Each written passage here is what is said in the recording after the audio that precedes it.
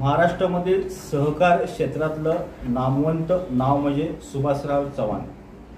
चिपळूण नागरी पतसंस्थेचा पाया जरी असला आणि आज अनेक शाखा आपण पाहतो, अनेकांना उभं करण्याचं काम ज्यांनी केलं ते म्हणजे सुभाषराव चव्हाण. आज 75वा वाढदिवस साजरा करतायत सुभाषराव चव्हाण. आज आपल्याशी बातचीत करतात. आपण त्यांनी सभासदांना स्वागत आहे. सुभाषराव चव्हाण साहेब नमस्कार. 75 वर्षाचा कालखंड थोडक्यात विश्लेषण. माझं बेसिकली सगळं कारकीर्द ही ग्रामीण भागातच गेली. म्हणजे प्राथमिक शिक्षण, माध्यमिक शिक्षण आणि त्या दरम्यान कॉलेजला सुद्धा मी मुंबईला गेलो. पण ती 4 वर्ष सोडली तर संपूर्ण माझं आयुष्य हे ह्या परिसरात आणि गावात असं झालेलं आहे. आणि त्या गावात जे आहे ते आमचे जे संस्कार कौटुंबिक होते ते इथल्या सामाजिक क्षेत्रात काम करण्यापासून सुरुवात वडिलांपासूनच झाली.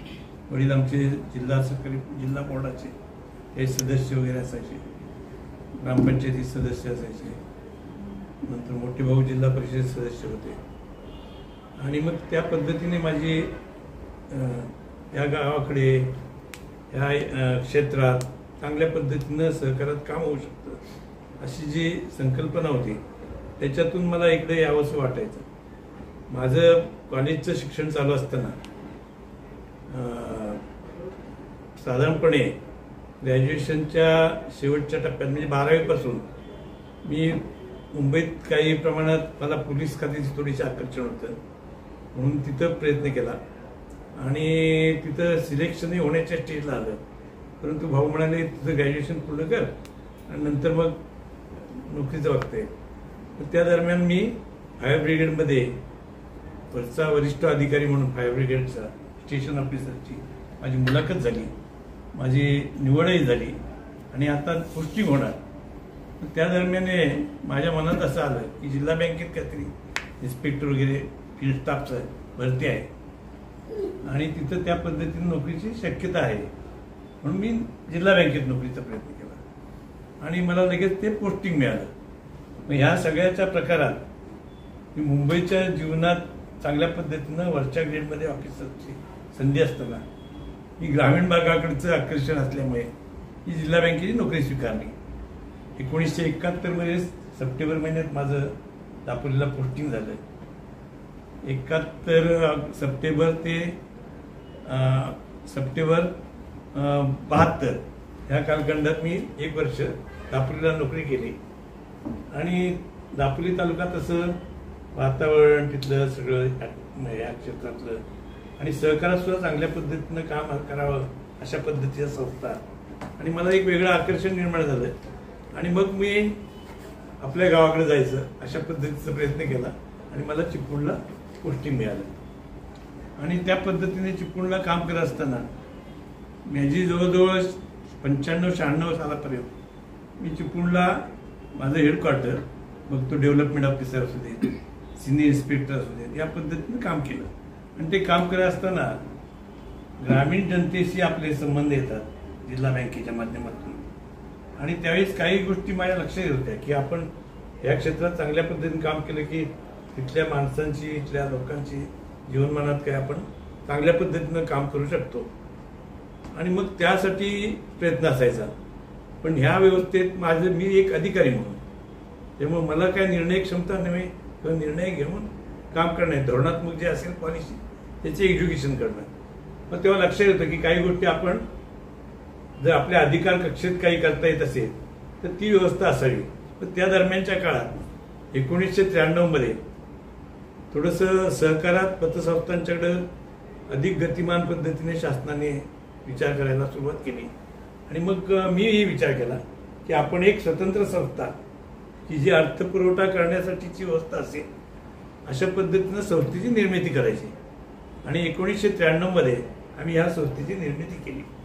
आणि जे ज्या पद्धतीनं आपल्याला धोरणात्मक निर्णय पाहिजेत आणि इथल्या लोकांसाठी जे करता येईल ते सगळं करण्याच्या दृष्टीनं आम्ही प्रयत्नपूर्वक काम केलं. आपण आता पाहत असाल की ह्या आता समजा 29 वर्ष झाली या संस्थेला ह्या 29 वर्षाच्या कालखंडात या संस्थेने जे निर्माण केलंय हे आता आपण तुम्ही तर एक आमच्या हे सदस्य आहात, मग या सगळ्या प्रकारात आम्ही सगळं यंत्रणा एक वेगळ्या पद्धतीने सिस्टीम डेव्हलप केली आणि त्या सिस्टीमच्या माध्यमातून ग्रामीण स्तरावरच्या शेवटचा घटक म्हणजे आर्थिक दुर्बल घटक हा आमचा महत्त्वाचा घटक म्हणून आम्ही कॉन्सन्ट्रेट केला आणि त्या पद्धतीनं कामाला सुरुवात केली. याचा परिणाम म्हणून आपण जे आज बघताय की साधारणपणे 1.5 लाखाच्या पुढे आमची सदस्य संख्या आहे. 63 कोटीपेक्षा अधिक भागभांडवल आहे. 63 कोटीपेक्षा भागभांडवल. संस्थेचे निधी जे नफा वाटणीतून करतो ते 64 कोटी आहे. म्हणजे संस्थेचे स्वनिधी म्हणतात ते आमचे 128 कोटी आहे. म्हणजे 29 वर्षाच्या एवढ्या अल्प कालावधीत या पद्धतीनं एवढं भागभांडवल स्वनिधी असलेली संस्था ही महाराष्ट्रातली एकमेव संस्था. चव्हाण साहेब, मी तुम्हाला थोडक्यात थांबवतो. आपण जर पाहिलं तर खाकी वर्दीत जाण्याची इच्छा, फायर ब्रिगेडकडे जाण्याची इच्छा, त्यानंतर पुन्हा सहकार्याकडे वळा. हे का कसं काय घडलं? म्हणजे सहकार्याकडे यावं असं काय वाटलं? कारण तुमचा ओढा, तुमचं शिक्षण मुंबईत झालं आणि तरी पण तुम्ही गावाकडे कसे काय वळला? मी सुरुवातच केली आपल्याला सांगताना की माझ्यावर जे संस्कार झाले माझ्या कौटुंबिक ते विशेषतः वडिलांचेच ते सुद्धा असं वाहून घेतल्यासारखं गावात काम करत नाही. आता पूर्वीची सुद्धा तुम्हाला आता फार पूर्वीचं असल्यामुळे 75 वर्षापूर्वीचं आपल्याला कदाचित माहिती नसेल, पण त्यावेळेस गावाची रचना आणि तिथलं काम करण्याची पद्धती वेगळी असायची. म्हणजे त्या लोकांमध्ये एक वेगळं संघटन असायचं आणि निर्णय प्रक्रिया सुद्धा ती लोकशाही पद्धतीने घेण्याची त्यावेळेसही पद्धती होती. आणि मग त्या पद्धतीने काम करत असताना वडिलांचं आमच्या जनमानसात एक वेगळी भावना होती आणि ती त्या पद्धतीनं ते जवळपासची गावातली, आता समजा आमच्या आजूबाजूची 25 गावातले लोक आहेत, आमच्याकडे दिवसाला जाणपणे 2-4 लोक जवळपासच्या गावातले यायचे का ते वडिलांजवळ चर्चा करायची. पण त्यांनी त्या पद्धतीने काम केलं होतं आणि ते काम मला मनापासून म्हणजे मी त्यांच्याबरोबरच असायचं काय. मग त्याच्यातून ही माझी जळणघडण झाली आणि मग मला वाटायचं की बाबा गावात काम करायला सगळ्यात उत्तम. म्हणजे खरं म्हणजे तुम्ही म्हणता तसं कोणी शहराचं आकर्षण टाळू शकत नाही आणि तशी काही माझी व्यवस्था होती. माझं पोस्टिंग झालं होतं. मी यांना ऑर्डर पण दाखवली माझ्या मित्रांना. स्टेशन ऑफिसरची पोस्टिंग असलेली ऑर्डर आहे, पण मी नाही हजर झालो आणि बँकेकडे आलो. मलाही वाटतं मी आलो हे खरंच माझं भाग्य समजतो, कारण आपल्याला इथल्या लोकांसाठी सेवा करता आली, जे काय करता आलं ते. कारण आज मी बघतो कधी कधी लोकही बोलतात कधीतरी साहेब तुमच्यामुळे मी आज आहे. ही जी भावना आहे त्यांची ना, ती त्याची प्रतिक्रिया आपल्याला आजमावायला मिळतात आणि त्याच्यातला जो आनंद आहे ना तो कशातही नाही. चव्हाण साहेब, काही गोड अनुभव सगळ्यांना येत असतात, पण या सगळ्या प्रसंगामध्ये कटू अनुभव सुद्धा आले असतील. माझ्या आयुष्यात पावलं पावले आली. कसं माहिती आहे, म्हणजे मी आता काही अगदी कौटुंबिक स्वरूपात सुद्धा असतील, मग त्यावेळेस ते वावरताना पण त्यातनं माझा स्वभाव झाला की आपण आला विषय तर त्याच्याकडे दुर्लक्ष जास्तीत जास्त करता येत असत. म्हणजे प्रत्येक टप्प्यावर आता मी बँकेत असताना तर तुम्हाला माहितीसाठी सांगतो ही मंडळी आता जुनी माणसं आहेत, अशोकराव तर आहेतच आणि ते बऱ्याचशा घटनेचे पण साक्षीदार आहेत. जिल्हा बँकेचं संचालक मंडळाचं निवडणूक प्रक्रियेचा प्रमुख म्हणजे नानासाहेबांनी पेपरमध्ये पण छापलं होतं. सुभाषराव चव्हाण यांनी शालिमारला मिटिंग घेऊन संचालक मंडळ कसं असावं याचे नियोजन केलं. अशा बातम्या लावायच्या सागरला. आता माझं त्यावेळेस एकच असायचं हेतू की सहकारात राजकीय जास्त ढवळाढवळ होऊ नये आणि ते इंडिपेंडेंटली बोर्ड काम करणारं असावं. म्हणजे राजकीय असले की तिथं मग त्या पद्धतीनं काम सुरू होतं, ते होऊ नये म्हणून ते बिनविरोध होईल अशा पद्धतीची निर्माण करावी पार्श्वभूमी म्हणून मी त्यावेळेस काम करायचा. पण त्यावेळेस त्या पद्धतीनं काम करत असल्यामुळे काही जी मंडळ असायची त्यांचा माझ्यावर रोष असायचा आणि हे चालतं, पण तो रोष इतका असायचा की ते कोणत्याही स्टेजला जाऊन कशाही पद्धतीचे आरोप सहन करण्याची वेळ माझ्यावर आली. आणि मग मी तेवढ्यावरच राहिलो असं नव्हे, बँकेच्या कामकाजात काम करत असताना काही ज्या गोष्टी आवश्यक आहेत त्या व्हाव्यात म्हणून माझी धडपड असायची. आणि मग ती धडपड असताना काही ज्या लोकांना हे नाही मान्य, हा कोण एवढा मोठा, म्हणजे काही तुम्हाला उदाहरण सांगितलं ना तर तुम्हाला धक्काच बसेल की एक असं आहे उदाहरण की माझ्या अगदी जवळचं माणसं ती म्हणाली, आता तसं पाहिलं तर आम्ही अधिकारी कर्मचारी, मग तुम्ही हा कोण धोरणात्मक निर्णय घ्यायला आम्हाला सांगणारा, हा असावा तो नसावा संचालक मंडळ, किंवा अगदी खरेदी संघाचं इलेक्शन असलं तर त्याच्यात हा ढवळढवळ करतो, अमक्यानं सांगतो आणि बदलतो, हा कोण, असंही मला अनुभवायला आलं आणि त्याचे परिणाम मला बघायला लागले. आणि त्याचबरोबर मी असे अनुभवलं की बँकेत काही गोष्टी ज्या पाहिजेत त्या नाही होत, मग त्यात काही विशिष्ट माणसं कारणीभूत आहेत. मग त्या पद्धतीनं त्यांना जर थोडंसं कुठेतरी जरा चेक बसायला हवा असेल तर संघटना ही आपल्याकडे असावी, म्हणजे आपल्या विचाराची असावी. आणि ती संघटना आपल्याकडे विचाराची असावी किंवा इतर संघटनात किंवा आता जी कामगार संघटना आहेत त्याच्या पद्धती असावी असं नाही. ती संघटना घेतल्यानंतर आपण दुहेरी काम करू, हे बँकेच्या हिताबरोबरच त्या कर्मचाऱ्यांच्या हिताची सुद्धा जोपासना करता येईल अशा पद्धतीची व्यवस्था करावी. अशासाठीचा मी त्यावेळेस तो प्रयत्न केला. आणि साधारणपणे 1990, 1983 ते 93 या अखंड 10 वर्षात मी बँकेचा संचालक म्हणून कर्मचारीपती म्हणून काम करायचा. आणि सगळ्या बँकेच्या व्यवस्थापनात तो कालखंड असा आहे की बँकेच्या व्यवस्थापनाने आम्हाला 3 पगार भेट देण्याची पहिलीच कालखंड तो होता. तो का दिला? कर्मचाऱ्यांच्या मनातही आम्ही अशा पद्धतीनं भिन्नवलं की तुम्ही चांगलं काम केलं, चांगली मेहनत घेतली तर त्याचे रिटर्न्स बँकेच्या विकासाच्या दृष्टीनं होऊ शकतात. मग त्या पद्धतीनं काम करणारे आजही कर्मचारी म्हणतात, साहेब तुम्ही गेला ती बँक मोकळी झाली. मी हे मोठेपणा सांगतोय असं, जे प्रामाणिक आहेत, खरोखरच त्यांना विचार करण्याचे असे विचार झाले ते असंच बोलणार आणि बोलतात. त्याच्यामुळे ते जे केलं ना काम, ते काम इकडं आम्ही करायची सुरुवात केली. आता त्याच्यात मी जिल्हा बँकेच्या बाबतीत जास्त तुम्हाला काय नाही बोलत, कारण ते बऱ्याच गोष्टी आणखी नाहीत काही. पण हे जे आम्ही काम केलंय ते लोकांमध्ये जास्तीत जास्त पोहोचावं हा माझा मनापासूनचा. आता मी कंटाळलेला होतो करा. चव्हाण साहेब, एक गोष्ट मला सांगतो की पश्चिम महाराष्ट्रामध्ये सहकार खूप मोठ्या प्रमाणात दिसून येतो, मग कोकणामध्ये त्याप्रमाणे दिसून येत नाही. तरी पण तुम्ही ते सगळे मुहूर्त मी ठरवली आणि आता म्हणता की जवळजवळ 29 वर्ष झालेले आहेत आणि अनेक शाखा झालेल्या आहेत. ह्या सगळ्याचा विस्तार करताना काय वाटलं?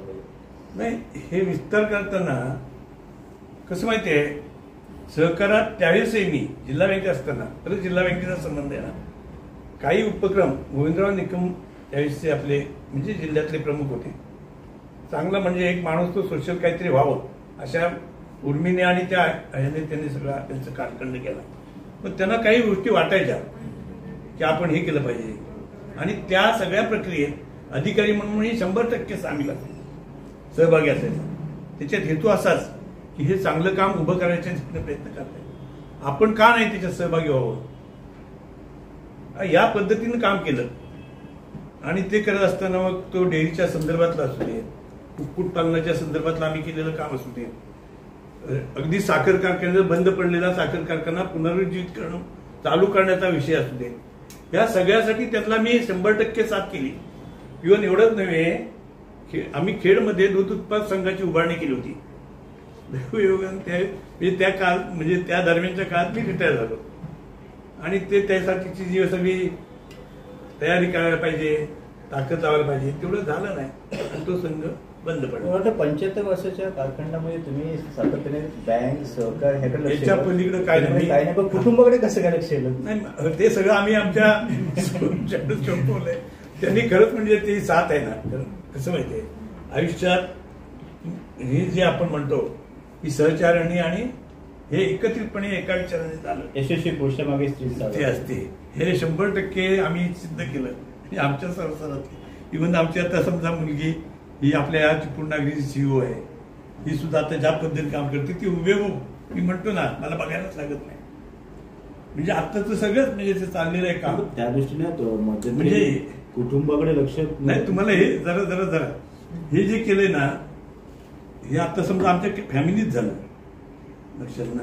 पण माझ्या बरोबर जोडलेले प्रत्येक कार्यकर्ताही तसा होतो, आमच्या बरोबर जोडलेले कर्मचाऱ्यांची मानसिकताही तशीच असते. तुम्ही अनुभवत असाल ना, कुठच्या आस्थापनेत अशा पद्धतीनं काम करणारे कर्मचारी बघायला मिळतात तुम्हाला फक्त. आणि तिथं काय समजा मी आत्ताच आमची चर्चा झाली बोर्ड आमची संचालक मंडळाची मिटिंग होती तेव्हाही मी म्हणालो की हे जे आपण घडवलंय ना हे इतरत्र कुठच्याही आस्थापनेत अगदी चांगला एखादा अधिकारी कमांडिंग असेल आणि तो शिस्त लावून त्यांचं काम करून घेण्याची इच्छा रीत असेल तरी त्याला या पद्धतीने कर्मचारी कॉपरेट नाही करणार जे आपल्याकडे करतात. त्याला उदाहरण मी तो विषय असा आला की 1 तारखेपासून आमच्या मॅडमनी त्यांना सूचना दिल्या सीओनी की एवढं डिपॉझिट झालं पाहिजे 7 तारखेला एवढी खाती झाली पाहिजे. त्याचा आज आम्ही आढावा घेतला 7 आहेत ना आणि ते काम 100% पूर्ण झालं. हे फक्त म्हटलं चिपळूण नागरिक जाऊ शकतं का तर कर्मचारी आमचे वाहून घेतल्यासारखं काम करतात. हे नाही कुठं अनुभवायला मिळत हे इतरांनी करावं म्हणजे मला एवढंच नाही. आता तुम्ही म्हणाल ना मगाशी की पश्चिम महाराष्ट्रातला सहकार आता पश्चिम महाराष्ट्रातला सहकार हा हे आमचं स्वप्नच आहे. आताचे पलीकडचं अलीकडच्या काळातलं जे असेल तो भाग वेगळा पण सहकाराने जे केलंय पश्चिम महाराष्ट्रात ते सगळ्या राज्याने सगळ्या देशाने करावं ह्या विचाराचा मी पक्का आहे. पण साहेब कोकण मागे आहे ना. नाही तेच ते सांगते मी ते जे पश्चिम महाराष्ट्रात झालं ते आपल्याकडे नाही जमलं म्हणजे कसं माहितीये कुठचंही काम करायचं असेल तर त्या पद्धतीची ती जडणघडण व्हायला पाहिजे. मी आता आमचे वर्गच होतो राजकीय लोक मागे राजकीय लोकांना दोष ठेवायचं तसं नाही म्हणता येणार. राजकीय म्हणजे त्यावेळीची माणसं जर राजकारणातली होती ना ती सगळी मातबर होती. म्हणजे मी ज्यांच्याबरोबर वावरलो मग ते भाई सावंतांपासून असतील शामराव पेजे असतील सदाशिव डारेकर असतील म्हणजे अगदीच तुम्ही अण्णासाहेब शेट्टे असतील मग ही सगळी मंडळी त्यावेळेसची अगदी जवळची म्हणजे सदाशिव डारेकर मला मुलगा आणायचे ते आयुष्यात कोणाच्या घरी जाऊन एखाद्या कार्यक्रमानिमित्त कार्यक्रम म्हणजे गणपतीचं काहीतरी मला वाटतं होतं शाळी घेऊन आला तो म्हातारा भावा म्हणजे चिपळूण आले ते काही कारणास्तव आमच्याकडे घरी शहाळी घेऊन आणली ती ही मला मध्येच मला ह्या महिन्याभरात आठवलं.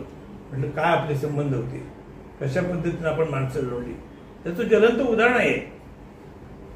अशी माणसं जोडण्याचं जे काम झालं ना ते काम व्हायला पाहिजे सहकारात तसं झालं नाही आणि मग ती दिशा ते ठरवायला पाहिजे ना.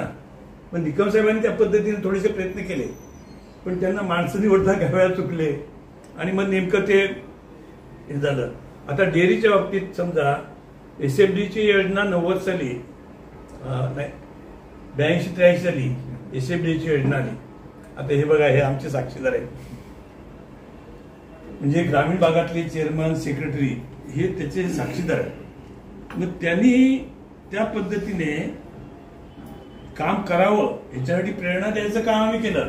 म्हणजे काय की तुमच्याकडे जे गरजू आहेत होतकरू आहेत ज्याला कोणाला करायचंय दुग्ध व्यवसायाचं त्याला पूर्ण कॉपरेट करा. त्याची कर्ज प्रकरण करणे त्यांच्या पुढची काय दुधाची संकलनाची व्यवस्था करणे विक्री करणे वेळच्या पेमेंट्स होणे यासाठीची जी व्यवस्था आहे ती ग्रामीण स्तरावर मजबूत करणे अशा पद्धतीची व्यवस्था करून आता तुम्हाला सांगितलं तर आश्चर्य वाटेल आम्ही ती जी मिल्क कॅटल त्यावेळेस बाहेरून खरेदी करण्याची गरज असायची ना इतर काही नसायची.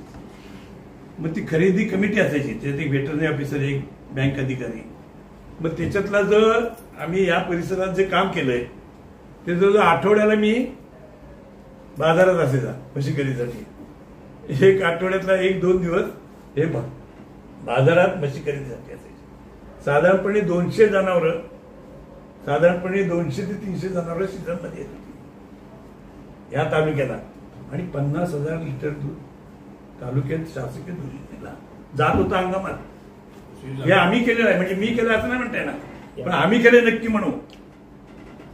तेच काम ह्या आपल्या भागाला उद्धार करू शकतं याच्यावर माझा विश्वास आहे. सर तुमचा दिनक्रम कसा असेल म्हणजे एखाद्या आपण जर पाहिलं तर आता 75 वर्ष आणि म्हणतात ना की बाबा थकल्यासारखं होतं माणसाला आणि आता बस करावं कुठे थांबावं तुमचं दिनक्रम कसं माहितीये हे तुम्ही जे म्हणतात ते नैसर्गिक आहेत काही गोष्टी पण कधी कधी वाटतं जास्तच झालं ना म्हणजे आपल्याला बाहेरच्या जी मानसिकता आहे वाटतं कशाला सर एवढा आपण त्रास करून घ्यायचा असं काहीतरी वाटतं. म्हणजे तुम्ही मगाशी एक प्रश्न विचारला त्या तपशिलात मी गेलो नाही.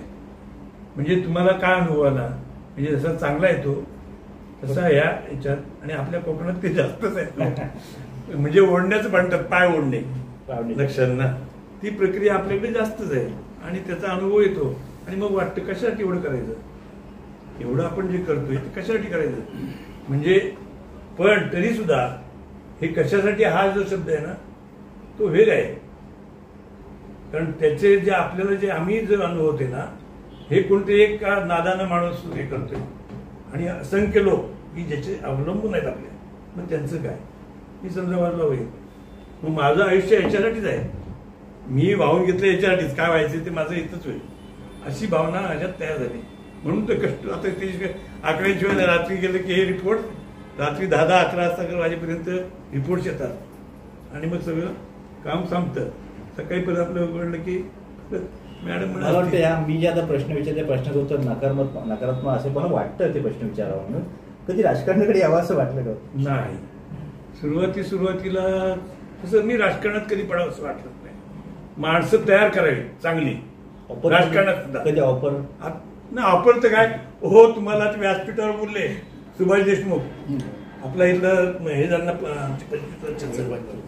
कार्यक्रम, देशमुख साहेब म्हणाले माझ्याकडे होते ना, हो चव्हाण साहेब तुम्ही खासदार केला उभा आम्ही तुम्हाला हे करतो. हे मी माझ्या मनात नाही. नंतर पण आम्ही अभिषेक कुठे शिवसागरला बसलो होतो, त्यांचा फोन आला काय ठरवलं तुम्ही. ही वस्तुस्थिती आहे, हे काय मला म्हणजे मोठेपणा नाही, ही वस्तुस्थिती आहे ना. अहो तेव्हाही सुद्धा निकम साहेब म्हणायचे कोण कोण माणसं. आता ह्याच्यातले अशोकराव कदम आहेत साक्षीदार काही गोष्टीच्या ह्याच्यातले, त्यांना सुद्धा मी काय काय उभं करायचा दृष्टी प्रयत्न केला, कोणती मध्ये पडायचं. हे सगळे प्रकार आहेत ना ते मला अनुभवायला मिळाले आणि फक्त मी माझी एक मानसिकता असे की माणसं उभी करायची, तयार करायची आणि त्याच्यात आपल्याला बघायचं त्या माणसात. म्हणजे माझ्यासारखं तयार होतोय काय, हा होतोय काय तयार असं बघायचं. आता पश्चिम महाराष्ट्रातली सहकारी चळवळ आहे ना ती माणसं समोर दिसतात की हो. यशवंतराव मोहिते असू देत, वसंतदादा असू देत, राजाराम बापू असू देत, रत्नाप्पा कुंभार असू देत, अरुण नरके असू देत, कुणी मग ती जी सगळी माणसं आहेत ना त्यांनी वाहून घेतल्यानं काम केलं. त्यांच्या पुढच्या पिढी काय करते ती नाही बघायचं. पण पाहिलं प्रत्येकाच्या हातामध्ये अजून युग असल्यामुळे अँड्रॉइडचा मोबाईल दिसतो, पण मला वाटतं सुभाष चव्हाण साहेब तुमच्या हातामध्ये साधा नोकियाचा मोबाईल आहे. एकंदरीत सगळे व्हॉट्सअप वापरतात, ट्विटर वापरतात, इंस्टाग्राम वापरतात. कधी असं वाटलं नाही का 75 वर्ष? एक तुम्हाला सांगतो मी, मला हे जरा काय म्हणतो त्याला टेक्नॉलॉजी नव्हे, हे जे झगमगाटाचं जे आहे त्याचं आकर्षण नाही, त्याचे रिझल्ट ओरिएंटेड कामाचं आकर्षण आहे. मग रिझल्ट ओरिएंटेड काम ह्याच्यातच होते हो माझं. मग त्याच्यात साबळे साहेब आले की त्याच्यातच शिकतं. म्हटलं काय झाले तुम्हाला, हे वस्तुस्थिती आहे. वेळ जातोय, तुम्ही त्याच्याही चांगलं बऱ्याच गोष्टी मिळतात नाही असं नाही, मग त्यांच्याकडूनच मिळवायचं ना. का हो काय आज बातमी काय विशेष, हे त्यांच्याकडून मिळू शकतं ना. पण त्याच्यात किती वेळ जातो ना त्याला मर्यादा नाही. म्हणजे मी त्याच्यावर एकदम कमेंट्स करणे इतका काय मोठा नव्हे. चव्हाण साहेब कधी आपण पाहिलं हा सगळा बोजावर आहे, हा सगळा कारभार आहे, वारसदार पण आहेत की तयार कसं माहितीये याचा असा आजपर्यंत कुणीही जरी काय विचार करायचा म्हटलं तरी माणसं तयार करण्याचं आमचं काम झालंय आणि चालतं ते, त्याच्यामुळे थांबत नाही असा एक माझा विचार पक्का स्वतःच आहे. त्यामुळे आपल्यामुळे काही थांबे असं नाही, पण जोपर्यंत आपण आहोत तोपर्यंत हे चालवायचं असा पक्का विचार आहे. म्हणजे हे आता बघा नाही सूर्यकांत घेतले मला वाटतं मी 80 सालात 90 आता त्यांचा आणि त्यांच्याबरोबर तो एक झगडे होता, दुसरं तो बगडे ही मंडळी त्यावेळेस आता ते सुद्धा मान्य करतील बघा. त्यांचे व्यवसाय होते छोटे छोटे, झगडे जसं मला वाटतं भाजी बिजीचा आणि असं काही. मग त्यांना त्यावेळेसच्या परिस्थितीवर कर्जाची गरज वाटली. मी म्हणजे आता उदाहरण सांगतो, त्या दरम्यानच्या काळात आम्ही डायरेक्ट कर्ज करण्याबद्दलचा जिल्हा बँकेत धोरणात्मक निर्णय केला. जिल्हा बँकेत डायरेक्ट कर्ज देण्याची पद्धती नव्हती. आता मी करण्याचा अधिकार मला काहीच नाही, पण माझं जी ताकद होती संचालक मंडळाच्या संदर्भातली, म्हणजे चेअरमन साहेबाजवळ बोलल्यानंतर चेअरमन साहेबांनी विषय ठेवला, बोर्डासमोर आला, बोर्डाने निर्णय केला आणि डायरेक्ट कर्ज देण्याची कार्यपद्धती त्यावेळेस सुरू झाली. म्हणजे हेच माझ्या नजरेसमोर असते करायची. अशी 7, 8, 10, 15, 20 असतील माणसं. मग त्यावेळेस आम्ही डायरेक्ट कर्ज पुरवठा सुरू केला जिल्हा बँकेतून, म्हणजे छोटे व्यवसाय किराणा दुकानदारांना 10%. मग ते त्यांच्याकडे जर आणि तिथं मग शेवटी ती सिस्टीम असते, ती सिस्टीमच्या बाहेर जात नाही सगळी यंत्रणा. म्हणजे ते कर्मचाऱ्यांना सवय लागली असती, ते इंटरेस्ट घेऊन काम करण्यात एवढे इंटरेस्ट. कधी असं वाटलं नाही का की चिपळूण नागरी पसंतीचं बँकेमध्ये रूपांतर हवं? नाही बाबा, अजिबात नाही. पहिल्यापासूनच बँक हाही विषय एक गमतीशीर आहे. ह्या संस्थेची निर्मिती मागे आणखी 1-2-3 कारण आहेत महत्वाची. आता ते काही गोष्टी आता इथे एकदम सांगता येणार की नाही. आज बोला. पण 90-91च्या दरम्यान मोहनराव इंदुलकर आमच्या बँकेत एक प्रमुख घटक म्हणून, संचालक म्हणून पुढे आले. आणि त्या दरम्यानच्या काळात नाकातली आमची जी बँकेची इमारत आहे ती खरेदीचा व्यवहार झाला. आणि मग त्याच्यात काही जसं आपल्याकडे वेगवेगळ्या पद्धतीने अशा प्रतिक्रिया उमटतात तशा प्रतिक्रिया उमटल्या. आणि त्या दरम्यान हर्षद मेहताचं बँकिंग घोटाळ्याचं प्रकरण झालं. आणि मग त्याच्यावर बऱ्याच चर्चा पेपरमध्ये गाजावाजा झाला. मग त्या दरम्यान जिल्हा बँकेतला हर्षद मेहता, मोहनराव इंदुलकर आणि त्यांनी ढपला केलं, असं साधारणपणे वातावरण प्रभाव केलं. इतकं की आता तुम्ही म्हणता ना सरकारच आपल्याकडे का नाही, ते त्याला अशीही कारण आहेत. मग इतकं पसरवलं गेलं की आमच्या जिल्हा बँकेतल्या ठेवी काढाव्यात अशा दृष्टीनं सगळीकडं वातावरण झालं. आमच्या रामपूर शाखेत, आता हे रामपूरचे आमचे मामुनकर रामपूरचे, तिथं लाईन लागली. लोट्याला दत्ताजी आंबरे शाखेत जाऊन थांबले का, तर ते त्यांच्या सांगण्यावरून थांबतील लोक, समजावून सांगितलं. असं वातावरण झालं. त्याला काही विशिष्ट मंडळी कारणीभूत होती. आणि मग माझ्या लक्षात आलं की ही बरं नाही, ही जी मानसिकता आहे ती इतकी शेपारून चालणार नाही, त्याला कुठेतरी पायबंद बसला पाहिजे. आणि मग जर पायबंद बसला हवा असेल तर आपल्याकडे चांगली व्यवस्था असली पाहिजे, ती कदाचित पर्यायी होऊ शकते. अशा पद्धतीची व्यवस्था करावी. आणि मग या संस्थेची निर्मिती झाली मनोहर पंत लक्षात आलं. आणि मग ती जी व्यवस्था झाली तर बाकी मी आता तपशिलात काय उल्लेख करत नाही, की त्या कारणास्तव एक महत्वाचा कारण म्हणून. तर तेव्हा मला निकम साहेब म्हणायला लागले. आमची बैठक झाली, राजाभाऊ लेमे, निकम साहेब, हा होता तो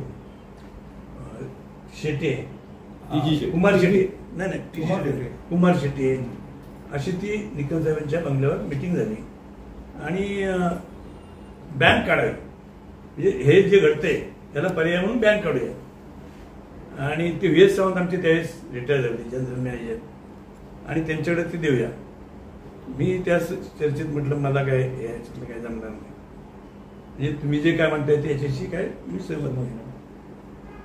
मग आता हा विषय मी बरंच वाढवलं तो. मग त्याचा मी त्यांना म्हणाल्यानंतर मला नीट आता आठवत नसल्यामुळे काही वेळा गोंधळ होतो ना. मग मला हे जमणार नाही आणि मी बाबा याच्यात काही सहभागी होणार नाही. मग म्हणाले तुम्ही काय, तुमचं काय म्हणणं? म्हटलं मी पतसंस्था काढतो. होय, मग बँकेचं नाही जमणार. आणि ते मला काही वेळ नाही एवढा. पतसंस्थेचं काम जर तुम्ही म्हणालात, पण त्यावेळेस ती मंजुरी सुरू होती ना पतसंस्थांची, तर पतसंस्था काढेल. तेव्हा ती खासदार होती निकम साहेब. आम्ही त्यांना म्हणालो की आम्ही प्रस्ताव करतो, देतो. त्यांनी प्रस्ताव नेले आणि तो परत आणले. नेमकं कारण त्याचं म्हणजे नाकारलं असं नव्हे, परत आणली. म्हणाले हे अधिकार आता खाली जिल्ह्याला झाले, राजस्थानचे. आणि ते प्रस्ताव इकडे आणला.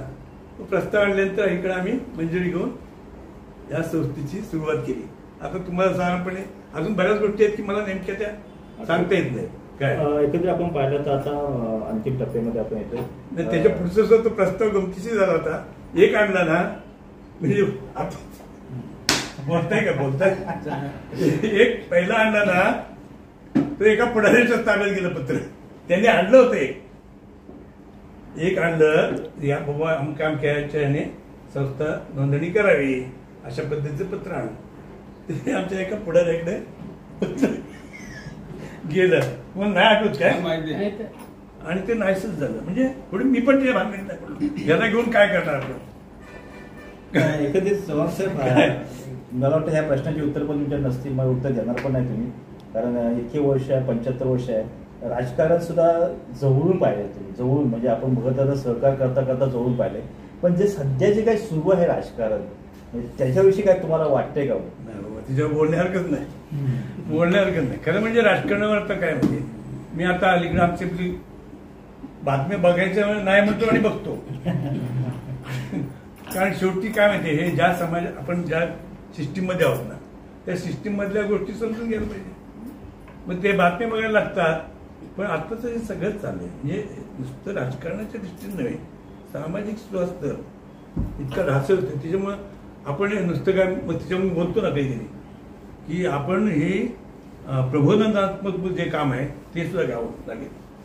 मी आमचं एकदा माझी टीव्हीवर मुलाखत झाली ना, आकाशवाणीवर, दूरदर्शनला, तेव्हा मी म्हणालो की सहकार परिषद घेऊन संपूर्ण महाराष्ट्रासाठी एकदा प्रबोधनात्मक काम करायचा माझा विचार आहे. पण नंतरच्या काळात कोरोनाची 2 वर्षे गेली, त्याच्या अगोदर 1 वर्ष विचार आणि ह्या सगळ्या प्रक्रियेत गेली. आता आम्ही समजा हे सभागृह घेतलंय, हॉल घेतलाय सहकार भवनमध्ये, आम्ही आता डेव्हलप केलंय, आता उद्या त्याचं उद्घाटन आहे. त्याचा सुद्धा हेतू एकच आहे. अर्थात काय माहिती, तेवढं आता तुम्ही म्हणतात तसं वयोमानाने जरी काय बाजूला असं वाटतं ते दुसऱ्या बाजूला वाटतं, कुठे आपण आता करणार, आपलं वय काय आता मर्यादा, म्हणजे खरं म्हणजे 75 म्हणजे आवरावं अशी वयोमान, त्याच्यामुळे तेही येतो मनात. त्यामुळे त्या सगळ्याला मर्यादा आल्या.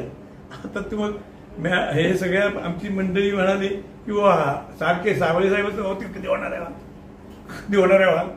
मग त्या पद्धतीने हे केलंय ना, त्याचा हेतू असाच आहे की हे प्रबोधनात्मक आणि प्रशिक्षणाच्या संदर्भातले जे विषय त्या पद्धतीनं जनमानसात जावं.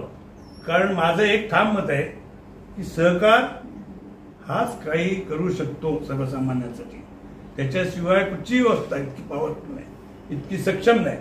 सर्वसामान्यांना, दुर्बल घटकांना जर वाचवायचं असेल तर सहकाराशिवाय पर्याय नाही. आणि आत्ताचं राजकारण ते ना, आणि राजकारणी समाजातले सुद्धा त्या बघितले तर आपल्याला कुठची त्या लेवलला कसं काय होणार असा विचार पडतो. शेवटचा प्रश्न, पुढील संकल्प काय? पुढील संकल्प आम्ही आता जे आहे हे काम व्यापक स्वरूपात, म्हणजे प्रत्येक घराघरात त्या कुटुंबाला आम्ही आत्ताची जी आहे ना, म्हणजे तुम्ही जर नीटपणे सर्वे झाला या सगळ्या प्रक्रियेत, तर कमीत कमी आपल्या तालुक्यातली 10% तरी कुटुंब चिपळूण नागरीच्या माध्यमातून घेतलेल्या कर्जाच्या माध्यमातून कुठेतरी काही एखादा रोजगारासाठी व्यवसाय घेऊन रोजगार सुरू केला आणि ते आज सक्षमपणे चाललेले असं तुम्हाला पाहायला मिळतील. म्हणजे मीही प्रयत्न करेन की या पद्धतीचा डाटा आमच्याकडे असेल.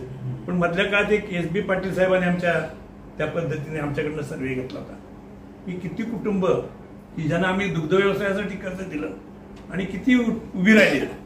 मग त्या लोक उत्स्फूर्तपणे प्रतिसाद देऊन मुलाखती पण दिलेल्या आहेत. हे काम फक्त सहकारातून होत राहतं याचा माझा विश्वास आहे.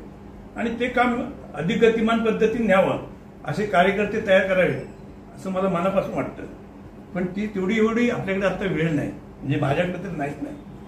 असं करणारी व्यवस्था करावी असं माझा प्रयत्न आहे. तुझे वारंवार करतील ना त्या बाबतीत तुम्ही पण आहात किंवा तुम्ही काय कार्यक्रम आपण पाहिलं तर अनेकांना उभं करणारं नाव म्हणजे सुभाषराव चव्हाण. खरोखर आज 90% कुटुंब जी उभी आहेत ती नागरिक पतसंस्था म्हणजे सुभाषराव चव्हाण. त्यांच्याकडे जर कोण आलं तर ते काम करूनच निघून जातात, असे म्हणजे सुभाषराव चव्हाण.